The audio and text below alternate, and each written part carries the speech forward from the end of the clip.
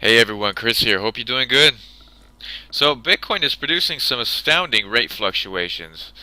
A day after overstepping the dream border of $10,000, it reached $11,000 and then swiftly fell to almost $9,000. The famous speculator Jesse Livermore said something to the effect of, "The last 48 hours of every good mania is where you can always make your big bucks."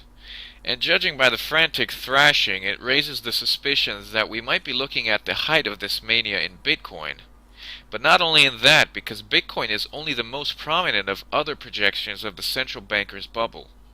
In their fear of recession and deflation, economic politicians have driven interest into the zero or minus values and have filled up the financial system with liquidity through unsecured money printing, in other words, QE.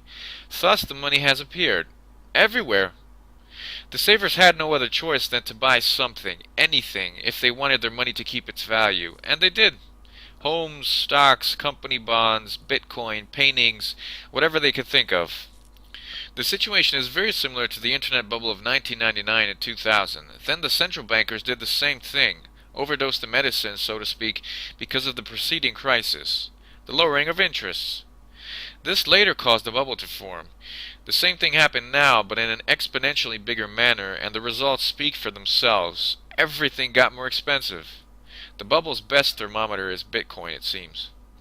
The existence of the bubble is supported by the Fed's Beige Book. I quote, "Most districts reported employers were having difficulties finding qualified workers across various skill levels. Many districts reported that employers were raising wages as well as increasing their use of signing bonuses and other non-wage benefits to retain or attract employees.